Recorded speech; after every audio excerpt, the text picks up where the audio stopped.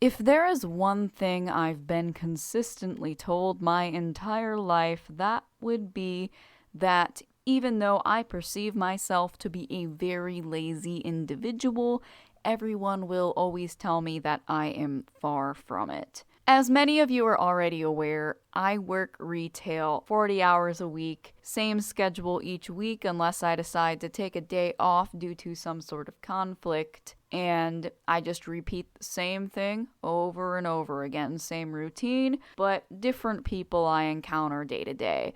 And a lot of people will ask me why I still work this low wage job, why I don't try to move up into a manager position or try a different company or go back to school, because they see an image of how they perceive myself. And they're like, well, you shouldn't be here. You should be working for something in tech. You should be a teacher. You should do A, B, C, D, but you shouldn't be working this low position.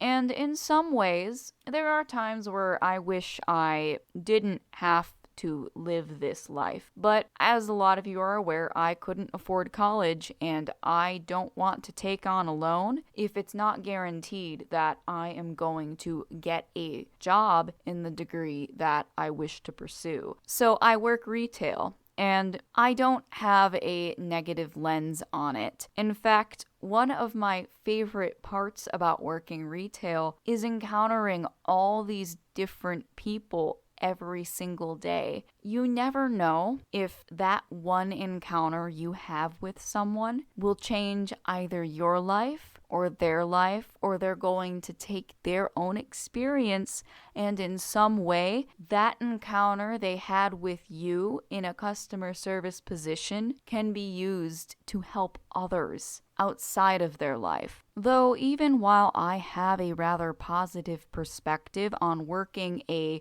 career that a lot of people stigmatize and look down on, I do want to talk about something that occurred today that is a very consistent pattern that follows me every few days or so, sometimes multiple times a day, sometimes multiple times a month. It all just depends on what's in the air, in the general atmosphere at the moment. Around the holidays, people tend to be a bit more agitated, or if something rather traumatic or big occurred in politics or in the economy, people can be very down and they will project it onto others. But what happened today, we have a room in the pickup area that is considered a backroom space. Customers are not supposed to be back there. And a lot of people, they don't recognize that that is the case. So we will kindly tell them to back up past the double doors and wait. A lot of customers will get irritated by this because they don't see the sign. Sometimes our sign falls over and it really isn't their fault. The issue is how people manage their attitude. They feel that it is a personal attack when they are told not to be back there and they make it known. So today, there was a young, either teenage or young adult couple that was picking up an order. The guy walks in a few steps and places his heavy items in the backroom area. His girlfriend was standing behind him, and then she started walking in after I started approaching and said, "Hi, do you guys have a pickup order?"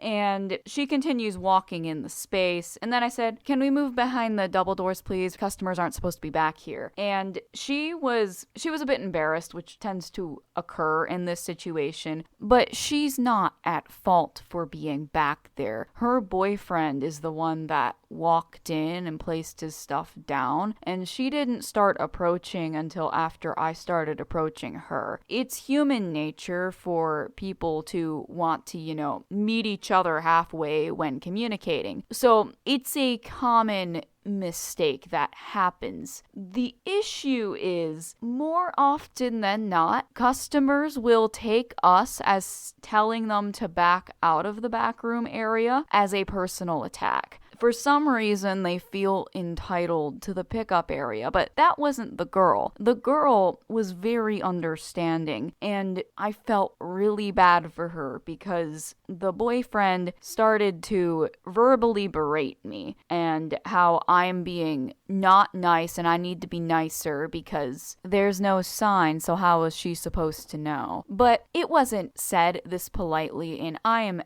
adding words. When I say this guy was verbally berating me, or rather trying to bait me into an argument, it was the tone of voice and how he was provoking things. He was insinuating that I am all bad and that she is being wronged and trying to psychologically convey a narrative that I was not about to fall into. And I felt really bad for her because it felt like not only was he trying to provoke me into anger and combativeness, but also trying to get her to defend herself in some way when all I had said was, please back up behind the double doors. I know my tone of voice can come across as a bit blunt, especially when I am in work mode, but her and I, we had no conflict with each other. But this guy kept insisting. I asked for her name so I could look up her order, and I went to go retrieve it, and I give it back to her, told her to have a good day, and then he says, you have to learn to be more nicer. You're very mean. And they went about their day. That is all that happened during it. I am not going to mimic the guy's attitude or his anger because it's just not in me to give him that time of day. But immediately after that, my coworkers start to trash talk the guy, and I instantly rebuked them and said, do not give him the time of day. I am not personally hurt from this. He said what he said. Let's move on. And then they started to talk about how they also feel bad for the girl because if he's going to talk to a retail worker that way, how is he treating her? And while I do say that that is a concern that was popping in my head, I don't think it is in our right to speculate about this. And this is a consistent pattern that happens with my coworkers. A customer will say something, and oftentimes it's not even something inherently negative. Sometimes it's just the delivery, or sometimes it's a complete miscommunication. But they just want to complain and talk about it. And I kept trying to shut it down. Now, I did say something that I probably shouldn't have, but the way this guy was talking, the way he looked at me, and the way he had to get the last word in, emphasize that I'm being mean, it reminded me a lot of what I saw in the alt-right pipeline,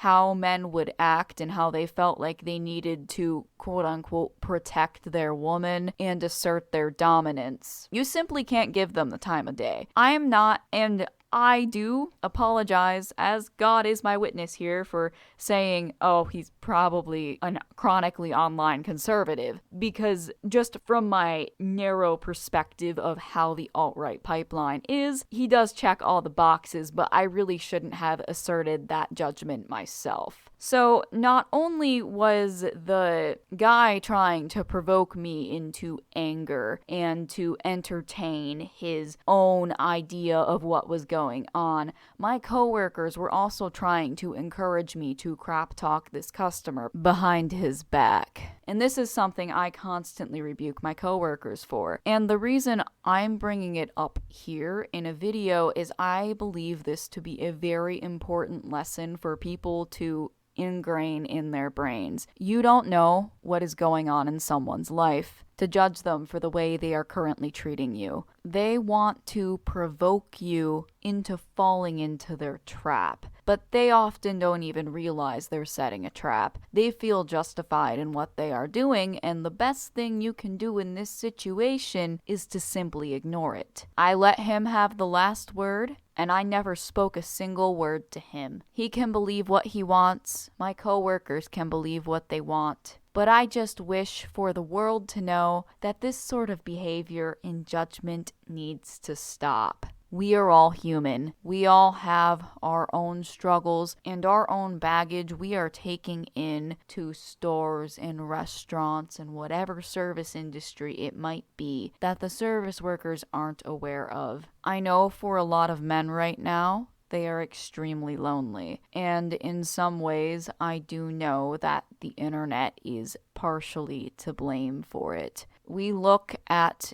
everyone else's lives through a curated lens of social media without realizing that that person you see on the screen that appears to have a perfect life and everything figured out is also a very flawed human being. And when we forget to treat people with kindness, we forget to treat ourselves with kindness, which is what fuels the loneliness. If you can't learn to be your own best friend and to be comfortable with yourself, you're going to project that discomfort onto others. Now, what's interesting is talking about this story and recalling it, I remember something that happened about an hour before these two customers approached the pickup area. I ended up running to the bathroom because I have a very, very small bladder. I can't really help it. Unfortunately, I had to wait in line because if you know anything about women's restrooms, sometimes there can be a line that builds up and it's not really anyone's fault. There's just not enough stalls. But this mother and her daughter walked in afterwards, and the mother complimented my phone case and we're talking about the color and stuff. And as I was walking towards one of the stalls, apparently the girl was confused. She thought I was a biological man. And the mother, bless her heart, was trying to be as quick and non-judgmental about it. Her response to her was, some people have the same bodily functions and needs. And there was this brief moment where I was starting to feel a bit guilty. Like, am I causing discomfort because of how I dress? Am I confusing children because I am dressing in a way that makes me feel more comfortable? And I got over that like within half a second as soon as I started having those anxieties. They weren't trying to be mean, but it's comments like that sometimes make me wonder if the conservatives are right, you know? Because I don't mean to confuse children, but those are not thoughts I should be having. And the reason I'm bringing that up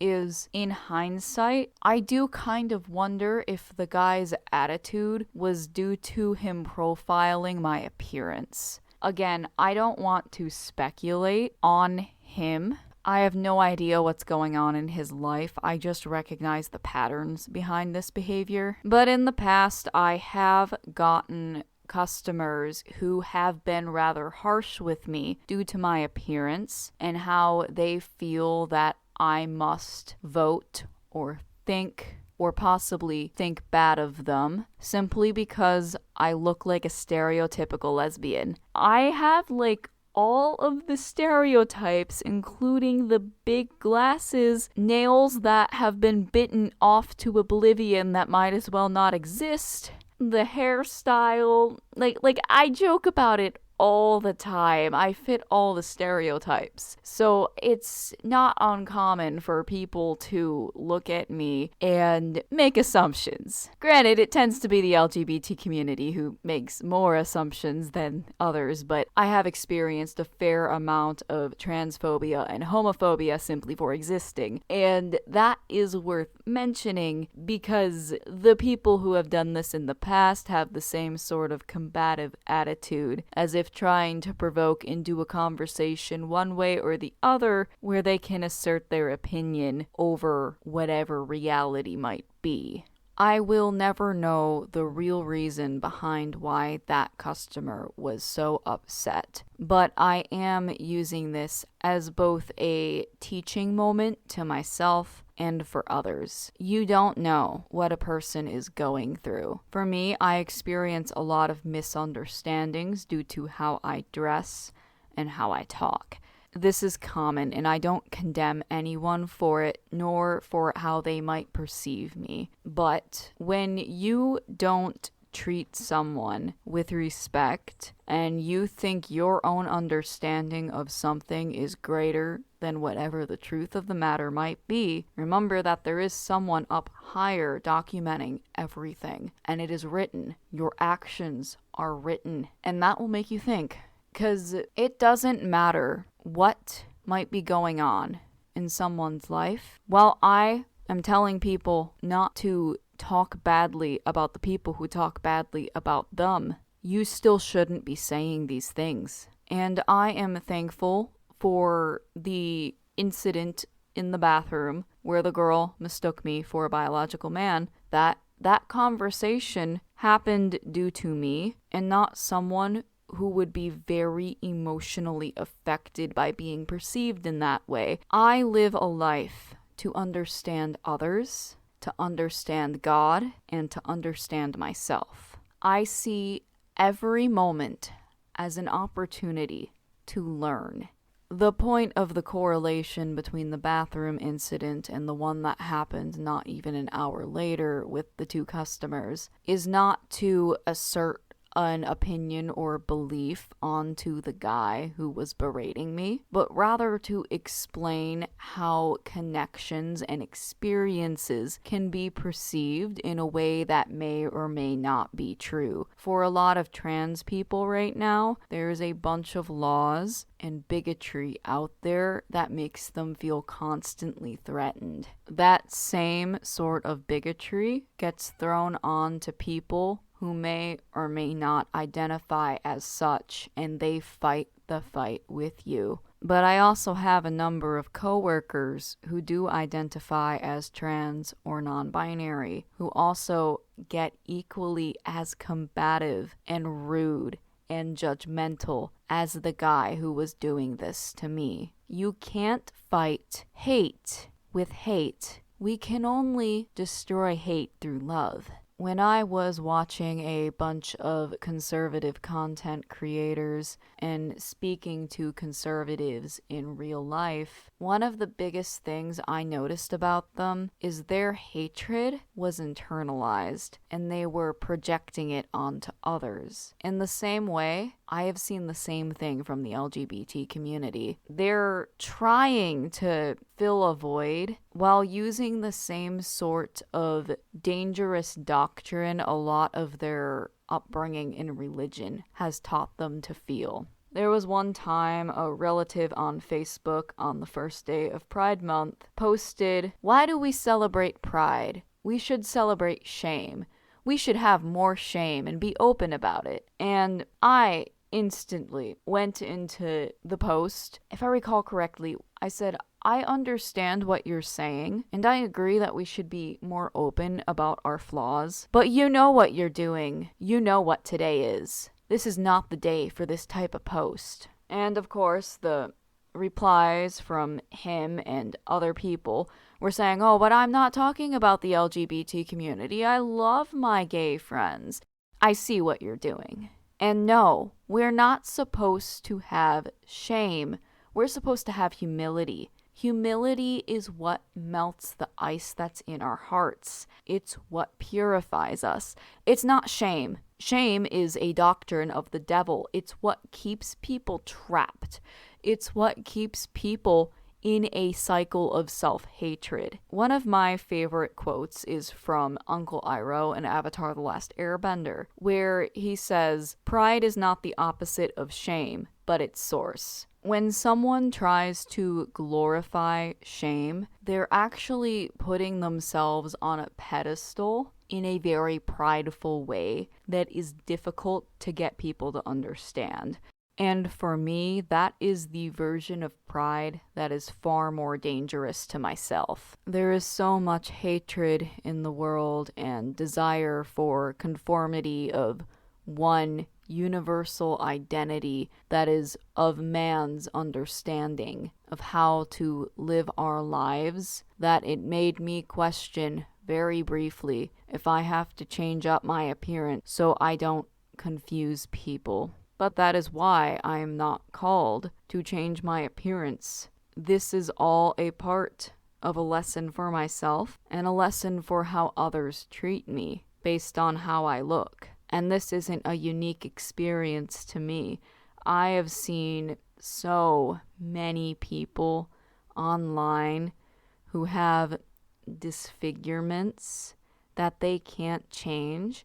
In fact, we used to have someone who worked at our store who had a growth on his face that was almost as big as his entire head. And there's no way it could be removed. And I know that people wouldn't talk to him because of how he looked. And my own experience on this matter is merely a fraction of the discrimination that people experience on a daily basis. And yet shame, for a very, very brief second, was trying to get to me, to try to live differently, to conform to the world. That I should feel bad for not condemning the person who was berating me. That I'm in the wrong for not wanting to outwardly condemn someone for their words. That all I desire is to understand where they are coming from and to say, I get it. Is there anything I can do to help you? Let them say what they want to say and then let them walk away. It is written. Their actions are written. You may not believe in a higher power, but I do, and I know he exists. So take this as a lesson. If I don't condemn someone for what they are doing to me, don't condemn them for me. Be the bigger person. Gossip is one of the gateway sins that can lead you to breaking the 9th commandment, which is bearing false witness against your neighbor. When you gossip, you start to view things under the light and lens of that gossip, which can then in turn lead you to say something that might not be true about another person. So don't engage with it. Don't speculate about what that person might be doing. Actually, thinking on what I just said there, it was wrong of me to even speculate on the assumption that maybe that customer from earlier was judging me due to my appearance. I should not have said that. I should not have asserted that judgment, but I'm going to keep that in the video to show that even as I try to explain something that I have experienced and why I feel the behavior I have witnessed is wrong, I'm not perfect either, and I still mess up. But bearing false witness against someone, so many people do this every day and they don't even realize it. Anyway, I know this is a different style video from what you guys are normally used to, but I do want to use this format more in the future. I have a lot I like to talk about, and this is a good way not only to get back into video editing and to motivate myself to draw, but also to try and get back into a routine for video uploads and to be more consistent about communication. Because if there's anything that I have struggled with since releasing Destination Unknown, it's letting you guys know what's going on. And what's going on is oftentimes I'm just working a lot, 40 hours a week. It's a lot. Dealing with customers who may not have the best intentions pretty regularly. But I hope you like this style of video, and I'll see you guys around. Bye.